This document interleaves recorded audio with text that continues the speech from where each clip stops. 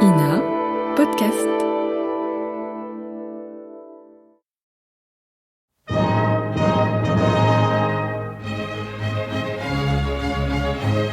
Bon baiser de partout. Une émission secrète de...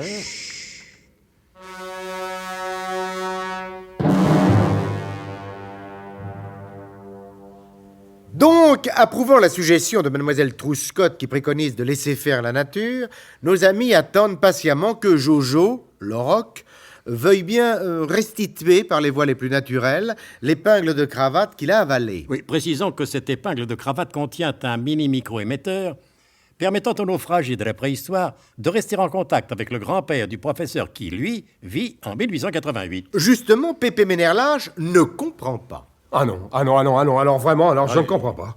Je ne comprends pas. Je comprends pas. Quand je branche mon épingle de cravate sur réception, comme ceci, j'entends...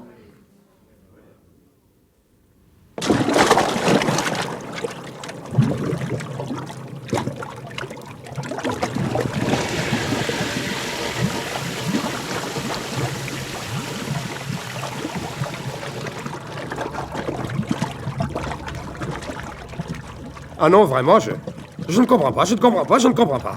Et vous, qu'en pensez-vous? On pense comme vous, monsieur Ménerlas. Pas vrai, Raphaël? Officiel, c'est qu'on pense comme le grand-père du professeur. D'abord, ça serait vastement pas poli de pas penser comme lui. Officiel, ça serait vastement pas poli. C'est-à-dire?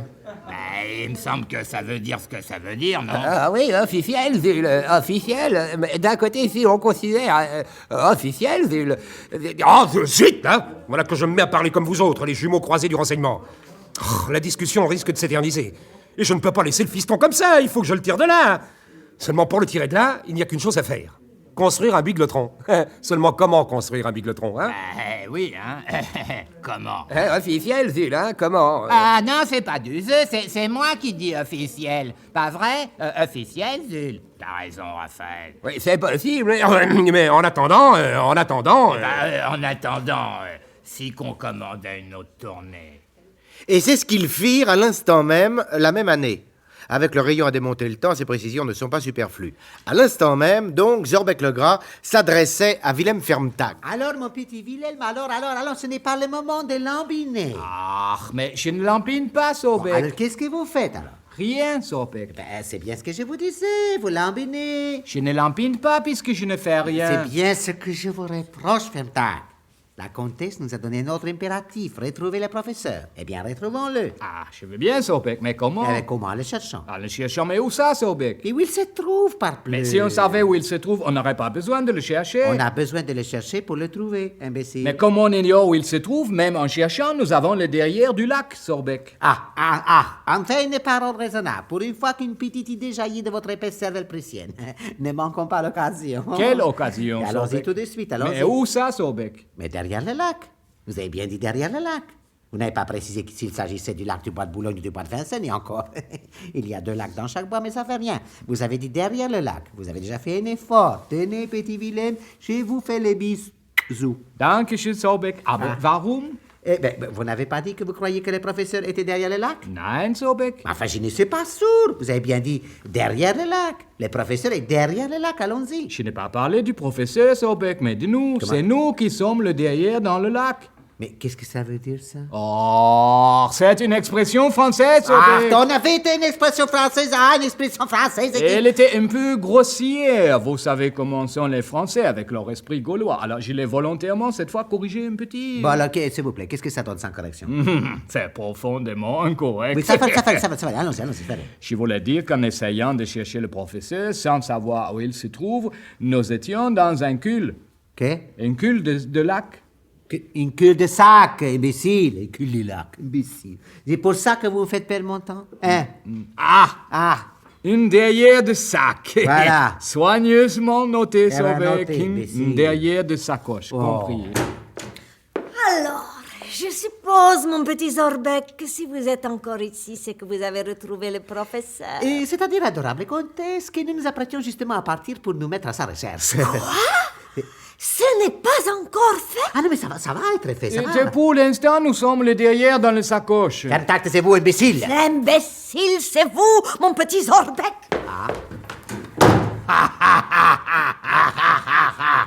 L'imbécile, c'est vous, mon petit Zorbec.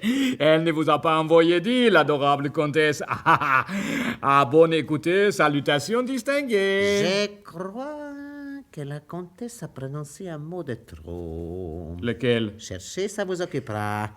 Un mot de trop. Le grand Zorbec voulait bien s'associer tout à fait provisoirement avec la comtesse Vanda Vodka-Milkevitch, veuve du général comte Alexis Vodka-Milkevitch, née Catherine de Grumeau. Mais le grand Zorbec ne sera jamais le domestique de cette intrigante. Un mot qui va vous coûter cher, comtesse. Chère comtesse, chère comtesse. Venez, Fermtac. Chez le professeur? Non, Zorbec? Fermtac, non. À partir de maintenant, et comme nous n'aurions jamais dû cesser de le faire, nous allons travailler pour notre propre compte. Tant pis pour la chère comtesse.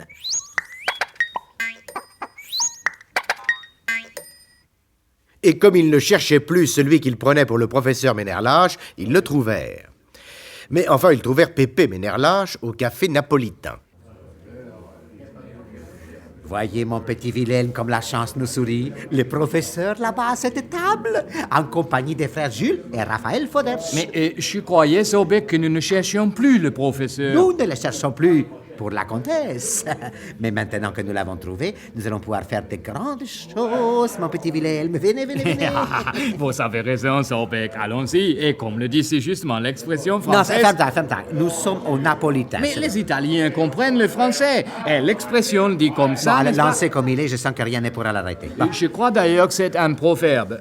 Il faut claquer sa mère quand elle n'a pas de cheveux. Alors, attention, Fermtac. Même en plein café, je vous abats comme un chien si vous ne me donnez pas la traduction immédiate. Je ne peux pas traduire ce qu'il est déjà traduit. Artung Fermtac. Il n'y a pas d'Artung qui tienne et je suis sûr de ce que je dis. Je vais être obligé de tirer à travers ma poche. C'est dommage de trouver une si belle redingote. Ah, je crois que je me suis trompé un petit. Bon, allez-y, je vous écoute. Mais les doigts sur la détente. Oui, je me suis trompé un petit. C'est ça. Ce n'est pas il faut claquer sa mère quand elle n'a pas de cheveux, c'est il faut battre. Il faut battre. C'est tout? Vous n'êtes pas trompé encore un petit? Ah, jawohl, Zorbec. Cette fois, j'ai trouvé. Oui. Il faut battre. Ok. Non, il faut battre. Oui, avec un B, comme bol. C'est ça. Comme bière. C'est ça. Il faut battre le père quand il est chauve. Oh, imbécile!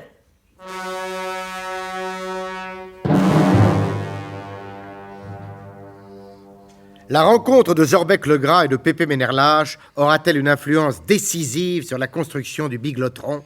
Que devient l'épingle de cravate disparue dans l'estamade de Jojo le Roc? Les aurochs étaient des ruminants, je crois, n'est-ce pas? Ça, j'en sais rien, absolument rien. Et jusqu'aux prochains épisodes, voulez-vous que je vous dise une bonne chose? Oui. Je m'en cogne, c'est clair? C'est peut-être des ruminants, mais nous verrons bien ce qu'il en sera au cours des prochains épisodes de notre grand feuilleton de suspense paléolithique. Bon baiser de partout. C'était Bon baiser de partout. Une émission secrète de Pierre Dac et Louis Rognoni. Décryptage et mise en code, Jean-Wilfried Garrett.